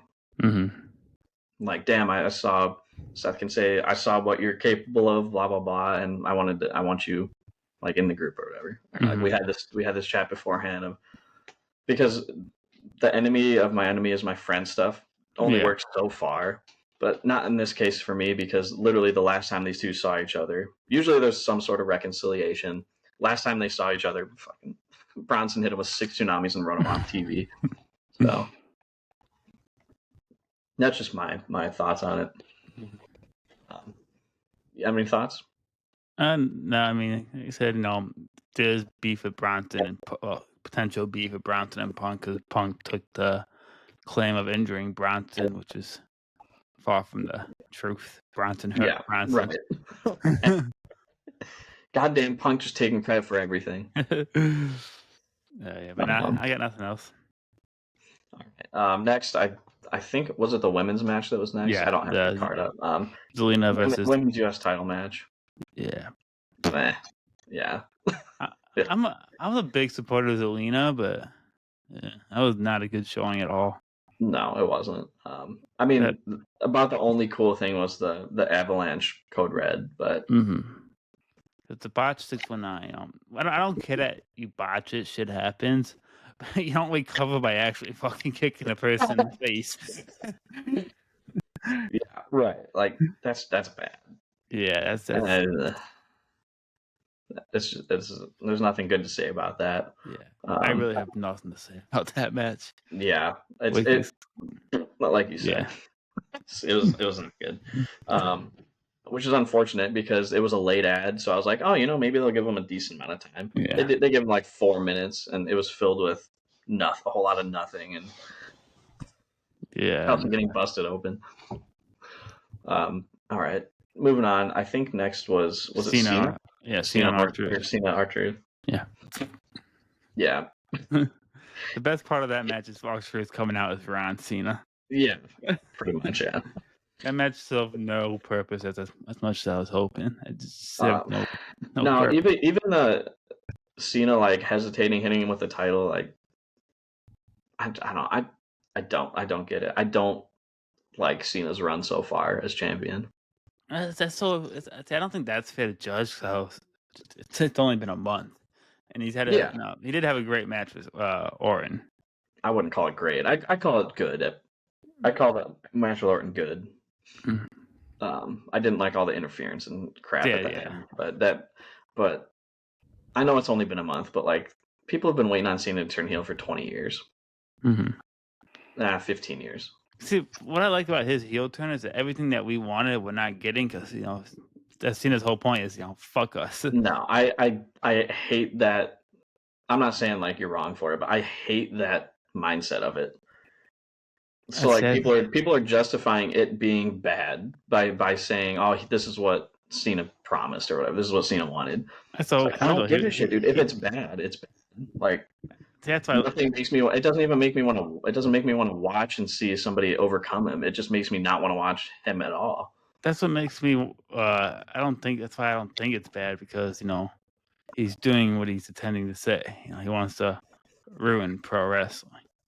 Ruin pro wrestling by legitimately making people not want to watch pro wrestling. See, that's not the problem though. No one's tuning out of it. Everyone's still tuning in to see Cena. It's debatable. It's not to bring ratings into it. It's not debatable. You can't debate it. For me personally, it is. But you know what? I know I'm not the majority. Obviously, I'm one person, but I don't like it. It doesn't make me want to watch Cena. It's because I still go back to the reasoning of why he turned heel, and it still makes no sense. Yeah, that's probably still questionable. Yeah, and it's still too late in his career to do it. To me, it feels like, but I do think he should go back as face. He needs to finish off as a face. Yeah, we'll see. We'll see. Anyways, I don't even know what match was. Cage match? Yeah, the steel cage match. Was there anything else you wanted to say about the last one? All right. Steel cage match. That match I loved. I thought that match was really good. I really enjoyed that match. I think the Damian and Drew feud is extremely underrated. And I'm very high on Damian, and I think Drew McIntyre is phenomenal. I think everything he does is golden. Everything they've been doing on SmackDown, the promos, brawls and stuff, and ending in a steel cage, I think was very good. Yeah, I thought it was good. Yeah, probably the best match on the show. I'd say if I had to rank them, but I agree with Jesse Ventura Dude, he was pissed. He was so bad. He was so fucking mad. He was so mad. I don't like a steel cage match ending by just walking out the door. Mm-hmm. I think a cage match should be how AEW does it: is pinfall, submission, or knockout. Mm-hmm. Or if you want to add like escape in the cage by climbing it, fine, because that's not. It makes it at least some sort of a challenge. Mm-hmm. But walking out the door is just I'm not a big door walkout fan. But, Jesse Ventura, and that was so dude, funny. he was going in. I feel like Vince would hate Jesse Ventura, the commentator. Now he don't give a shit. He was talking during Lillian's, introduction and whatnot, and just going on like, dude, Vince would be having a fucking stroke. Oh my god. Yeah, I enjoyed that match a lot. Yeah, I thought it was good. And then the main event. Yeah, well, not a fan of it either. Even I went in with an open mind. Devin was like, Alex, go to this main event with an open mind, and it was still fucking ass. Mm-hmm. If Heyman and Ospreay had that match, I'd call it ass too. Mm-hmm. But it wasn't good. Yeah, the most notable thing is Cody coming out and right. I for a split second got so mad because when Cena came out and like took the ref out or whatever he did and like got Jay down, I for a second was like, my God, they're actually gonna do it. They're gonna make me not watch WWE anymore. Because if Logan Paul would have won, that would have been the last WWE show I would have watched. Main roster, anyways. I'll still tune in at some NXT pay-per-views, but I thought they were gonna do it, dude. No, it's not. I thought it was. For a little part of me, like, died inside. Mm-hmm. I was so relieved when that didn't happen, but Cody coming out and saving the day, and now we're gonna have that tag match, which I'm iffy about to begin with because I'm not a fan of champions not defending the title. Not even one world champion, 2 world champions, both of your men's world champions tied up in a tag match. Like, come on, man. Not a fan. As long as I hope it stays a tag match. I know there was rumors of doing a 6-man tag and bringing fucking Travis Scott. Please, God, no. I would only want to see that because I want to see Cody clock his ass. Same. If that happened, that would be worth. That'd be the only reason I would say, like, okay, cool. But no, I'm glad it's a tag match and not a trios match. Don't get me wrong. I think it'd be cool to see Bad Bunny again because he actually like is genuine about the business. Mm-hmm. But I don't think it was Bad Bunny. I think the other one would be Jimmy. Or was it rumor Bad Bunny? I know there was rumors about Bad Bunny and Travis Scott being the third. That would be such a fucking like outside viewer grab match having Bad Bunny and Travis Scott. Which, and that's something I think I don't mind. I get the whole bringing outsiders in the increased views, but I think TKO is having WWE do that too much. Like, I get it now and then. It makes sense. I get it. You gotta do it. Professional wrestling has always had people coming in and out, but we don't need Travis Scott. We don't need Logan Paul. I don't like it at all. Yeah. Like, if you want to have celebrity involvement, don't overdo it, and also don't have the celebrity involvement be like in your main like storyline. Agreed. Like that WrestleMania main event was just the whole Travis Scott stuff was just horrible. Agreed. And maybe that's what turned me off of the whole Cena stuff. But I don't need celebrities involved in my main world title matches. Yeah, agreed. Especially the biggest match of the year. Agreed. But I don't like the celebrity involvement to the level it's at. But that's a conversation for another day. I mean, it's TKO for you, though. Mm-hmm.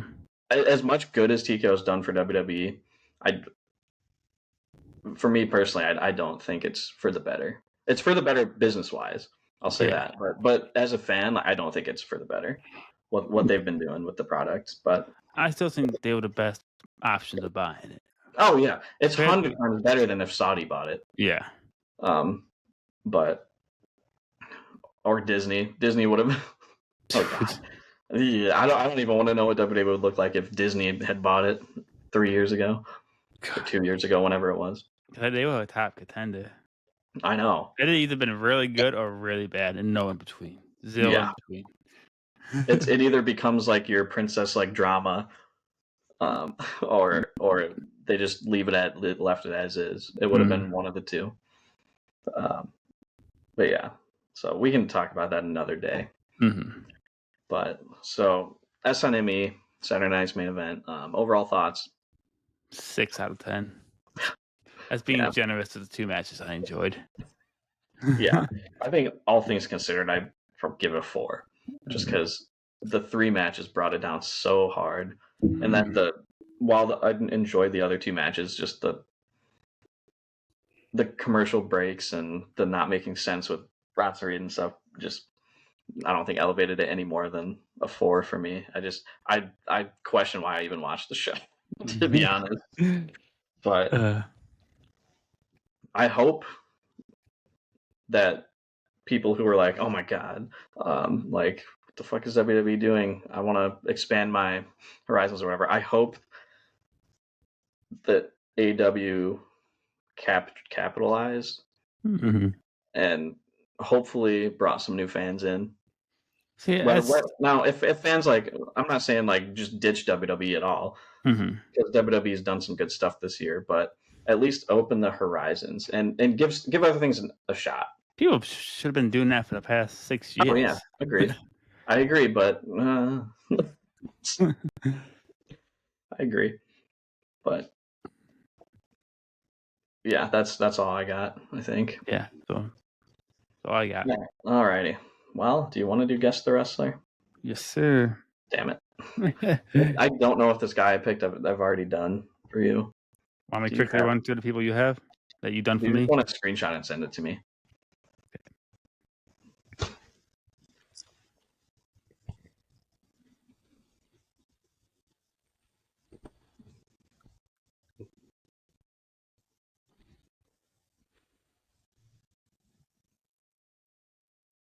The ones on top are the ones that I picked for you?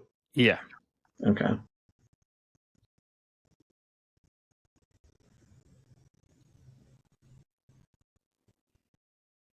Okay, we're good.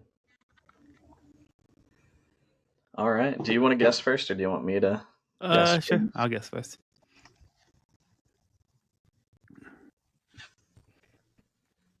Yes, I'm pulling up Wikipedia for accomplishments because I'm bad at memorizing every little detail or every championship they've won, if they've won any.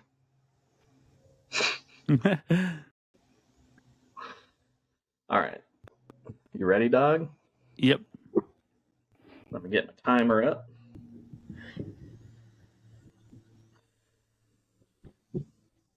Ready? Ready. Are they still active? Yes. Are they in AEW? No. Are they in WWE? Yes. Have they ever been AEW? No. Are they a former world champion, WWE? Yes. World heavyweight champion? Yes. Were they active in the Ruthless Aggression era? Yes. Are they a former WWE champion? Yes. Have they won a Royal Rumble? Yes. Have they won the Money in the Bank? Yes. Is it John Cena? No. Have they won an Intercontinental title? Yes. Have they faced The Undertaker at WrestleMania? Yes. Is it Randy Orton? Yes, it is. There we go. With 17 seconds to spare. Randall Keith Orton. Let's go. All right. I keep having this fear of, like, I'm going to pick the same person as you, like we did that one time. Good job. Good job. Yeah, well, my person's accomplishments. All right, here I go. I'm going to be ass.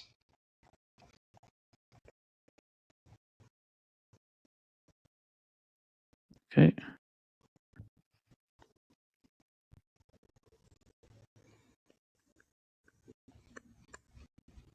Can you see that? Yes, sir. Are they male? Yes. Are they active? No. Did they fight in the Ruthless Aggression era? Yes. Attitude era? Yes. Stone Cold Steve Austin? No. Did they fight in the PG era? No, yes. Former world champion? Yes.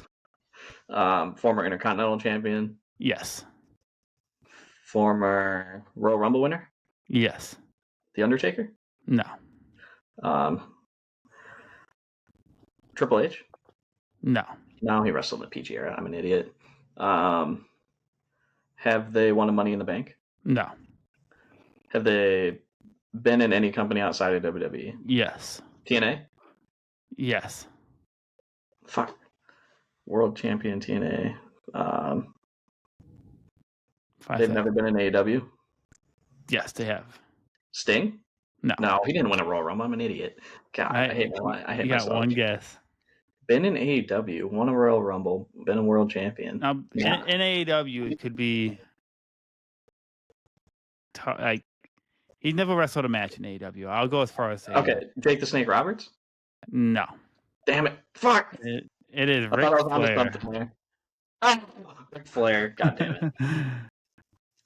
So yeah, I was Ruthless Aggression PG. I'm like, hey, 2008 he retired. It's very depending on what you used to do. Did Jake Roberts win a Royal Rumble? No. Damn it. Never won a world title either. Mark, I'm an idiot.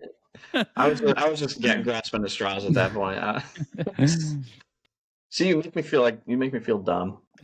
Because I hate this damn game. Whatever. Uh-oh, somebody's getting taken away. Yep.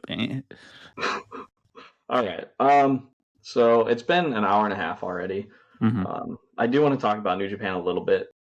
I won't go into detail about everything that I wanted to, just because of time purposes. But I know you don't really watch, but Best of Super Juniors 32 has been going on for the past couple of weeks, and I've freaking loved this tournament. It's basically like a round robin cruiserweight classic. I think you would love it if you did watch it. My personal favorite in the tournament's been Kosei Fujita. I know you've probably seen Devin and I talking about him in the group chat, but he's absolutely killer. He's like 22 years old. He's a member of TMDK. So when you're learning under guys like Zack Sabre Jr. and Robbie Eagles and all them, it's going to work out well for you. But he's been absolutely baller in the tournament. My favorite match of the tournament so far has probably been Kosei Fujita versus Hiromu Takahashi, which I know you know. Takahashi. Yeah. Him and Daryl. I have a Daryl plushie. It's down there somewhere on my shelf. But so that's been my favorite match of the tournament so far. I think there's been a lot of really good matches that I think you would enjoy if you watched them. Mm-hmm. Some of the MVPs of the tournament have been Fujita, Hiromu Takahashi, of course. He's like a 4-time winner, so it's to be expected. I think one of the sleepers of the tournament, his name is Mao. He wrestles in Mao, M-A-O, and it's all capitalized, but he wrestles in DDT. So like this tournament was the first experience I've had watching Mao, and like that dude is awesome. So he does this thing where he like buffs his chest and like he just walks around like this, and they call they always make a joke of like how he's square. Mm-hmm. It's like he's hip to be square or whatever, and he's awesome. So he's like he's like a silly version of Konosuke Takeshita, but he also can like ramp it up in the wrestling ring like Konosuke Takeshita. I know Devin kind of compared him to Takeshita in a way, so that's just kind of like who he is and what he does. But he's been very awesome in the tournament. His matches have been super fun. They've been like silly but serious at the same time, which I think a good mix is needed in wrestling. Mm-hmm. But yeah, I've loved the tournament so far. I'm caught up through the 24th, so I have yesterday's episode still to watch, and I'll just watch it today. But I'm hoping Kosei Fujita wins because I feel like he's becoming probably my favorite New Japan wrestler, just based off of this tournament alone. I've seen a little bit of his stuff beforehand, but he's really shined in the tournament. One more thing I want to say is I really love how New Japan features a bunch of other different companies in the tournament. So they have like CMLL, Dragon Gate, AEW's featured with Nick Wayne and Kevin Knight.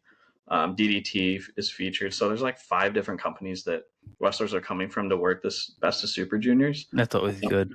It is. I think it's awesome because like it's my first experience with guys like Mao or Dragon Dia from Dragon Gate.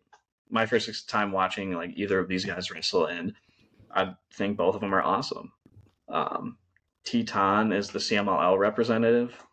I think he's wrestled on AEW a few times, but it's really the first like I've watched him legitimately as well, and it makes me excited for even more for the CMLL AEW show in Mexico, the Grand Slam Mexico show, because like the first glimpse of him, like he's been killing it in the tournament too. Yeah, I've been enjoying it a ton. So it's definitely hard to keep up with because there will be like a tournament like at one day and then the next day, and then they'll have like a day or two off, and then they'll do 2 more days straight. And it's always in that like 2 a.m. or 3 a.m. time slot.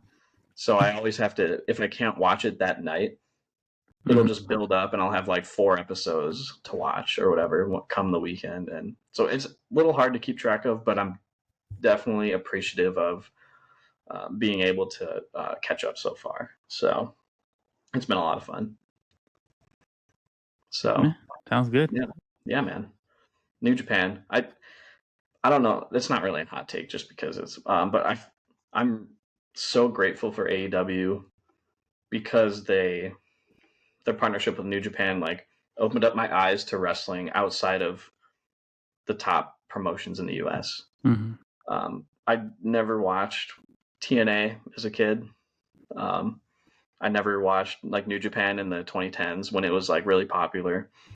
For so long, I was like, "Oh, WWE is the only way," and I'm so glad that I changed that mindset because there is so much out there that is fantastic. There's so many different styles of wrestling out there. There's so much like Japanese wrestling.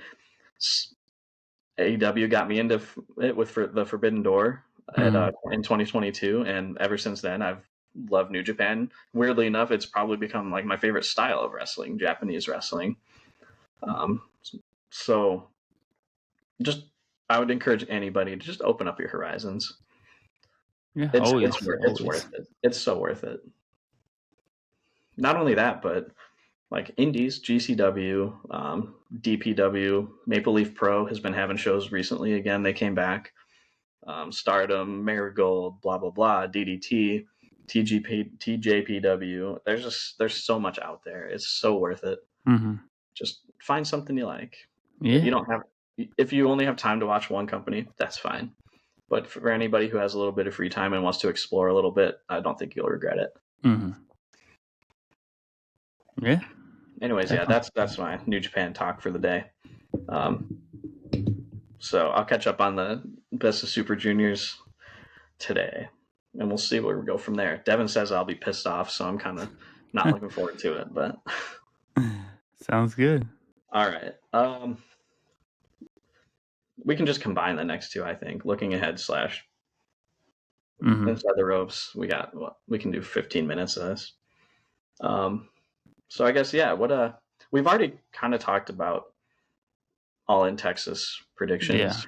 Yeah. So we can cross that off the list. But Money in the Bank and Worlds Collide are coming up. Yeah. That's next weekend. Yeah.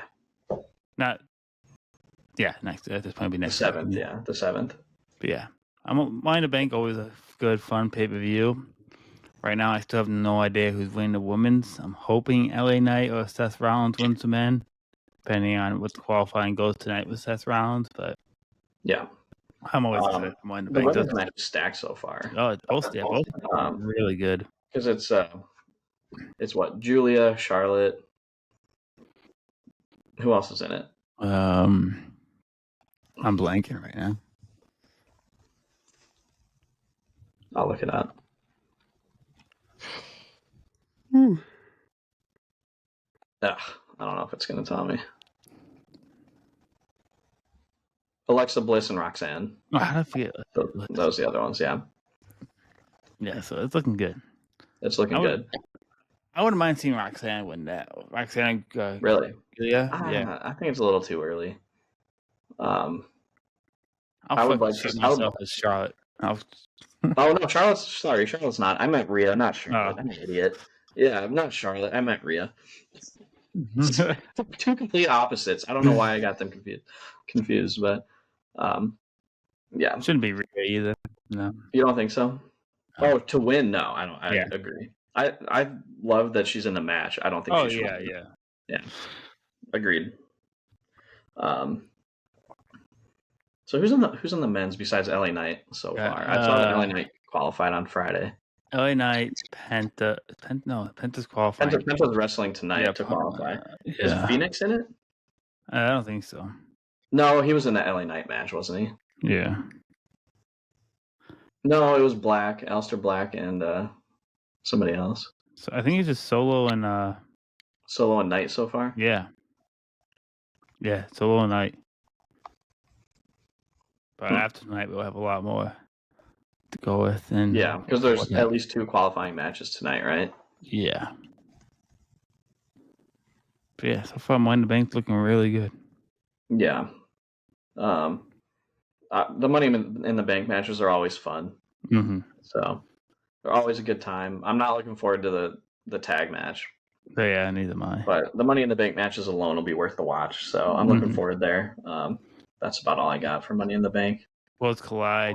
I was going to mention that. Yeah, Vikingo versus Chad Gable. That sells me alone. Like, that's on paper. That should be a really, really good match.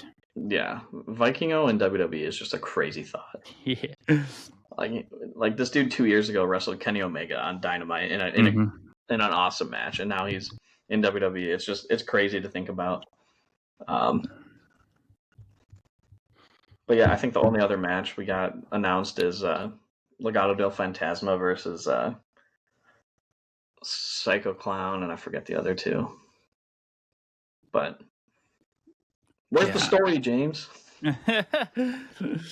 I'm just kidding. I don't care. I think it's going to be a good show, regardless. Even if there's only a week and a half build to it. Mm-hmm. Yeah, I'm excited for it. It should be interesting how WWE goes with this AAA collision colliding. Yeah, that's a whole nother conversation. Them buying AAA. Did we talk about that when it happened? Yeah, we did. We did a little bit, yeah. Well, there is some other news. Apparently, they're planning NXT Europe. Yeah. Later this year to launch, and I don't have a problem. What do you think about it? I think that stuff's good because I think it helps people, develop, across the world. Like NXT UK was really good, and again, any opportunity for more people to have a job and good paying job, I'm all for it. NXT UK was entertaining. It was a good show. I enjoyed watching it, but when it basically, I don't want to say this because I'm a little bit ignorant to it, because I know enough, but I don't know everything. But from what I heard, it really hurt the UK independent scene, especially since NXT UK like went out of business too after eating up a bunch of the indies over there. Just from my outside perspective, I don't know like all the details or anything, but just from what I've heard, that makes me nervous that it's going to be a similar type situation.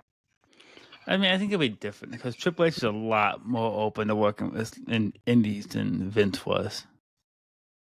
I mean, yes, Triple H was in charge of NXT, but he still had. I don't think that's necessarily Triple H's call either. Triple H he's not the CEO. He doesn't own the company. But I think that's a TKO thing. Yeah, but I think he can pull TKO's string and convince him a lot more than convincing Vince McMahon. That's a good point. It's just the whole TNA stuff. That's a whole TKO thing. Yeah, and who knows where that's going to end up too. But I don't know. It feels to me like they're trying to monopolize the wrestling industry, and I don't like it. I don't see that. Expecting the worst, hoping for the best. Obviously, it's just all speculation at this point. But it's just obviously, I'll let things play out and see what happens. I hope that doesn't happen, but in the case it does, I don't want to just be like blindsided. In the small chance that it does, like you said, I feel like Triple H has a lot more pulling of strings, and is more convincing, and maybe doesn't have the same mindset as Vince. But TKO far from the mindset of Vince. TKO is greedy. They're money hungry. They moved WrestleMania out of New Orleans, for God's sake, after they already announced it. Yeah. That's a whole other thing to talk about. I mean, that I don't see any problem with. It's gonna work better for New Orleans in the long run because they got a whole other event out of it. I disagree. They did. They got money in the bank out of it. I know they got another event out of it, but I disagree that it works out better for them this way. Well, they still get a WrestleMania in the near future, so they'll still make their money off of that. We'll see. I mean, they already contracted to WrestleMania, so they have to oblige to WrestleMania. We'll see. Not like New Orleans haven't had enough WrestleManias in the past 10 years. Right. Well, yeah, but I mean, why announce it in the first place if you're just going to jump at the first sight of dollars? That's the business, dog. No, that's bad. I mean, yeah, it's business, but like, how many people in New Orleans did it fuck over? How many people booked hotels already, or how many people were planning huge trips to New Orleans? How do you think New Orleans was planning at having a WrestleMania in the whole week of tourists and all that? Like, I just feel like that's bad business. Pouring out just because somewhere else you'll make a little bit more money off of it. I don't know. It doesn't sit right with me. I'm not in the business, but from a fan's perspective, I can only speak from a fan's perspective. And if I had planned to go to WrestleMania and they just pulled out like that, like, I'd be pissed. But it's not like they sold tickets yet or anything. No, but do you think people booked hotels a year in advance? I probably cancel hotels. I mean, yeah, I know. Well, yeah, that's true. There's Now,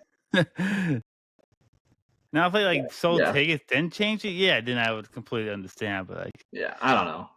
Yeah, just big corporations, man. I'm kind of hoping to get back to Vegas for 2 years in a row because Are you gonna go? I would try. It depends, always depends on where money's at that point. But I really a year away still. I really felt like I missed out with this WrestleMania in Vegas because the amount of stuff they did outside of WrestleMania looks so much fun.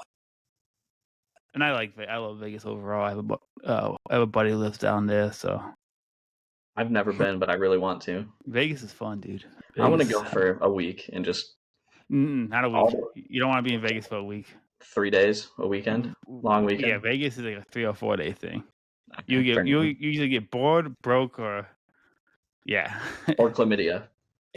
or chlamydia. Yeah, I guess it's herpes, but taking from me, and I did like 6 days or 5 days in Vegas once, and that was too long. There's so many like restaurants in Vegas that I want to try, and obviously like I'm a gambling man. I limit myself, so but gambling in Vegas would just be like, it's fun. It's sick, dude. Yeah, that's fun. But if they bring back Double or Nothing to Vegas, I'd be down to go to that. Yeah. I wonder what they're going to do for that going forward. I wonder if it's going to stay outside of Vegas or if maybe like every other year they'll go back. I don't know. But do you have anything else to talk about? Bring anything else to the table? Not really. Yeah, there's not really anything else for me either. So we pretty much touched on everything that I wanted to. But yeah, man. All right. It was fun. It was a good episode. Really good episode. It was, yeah. All right, in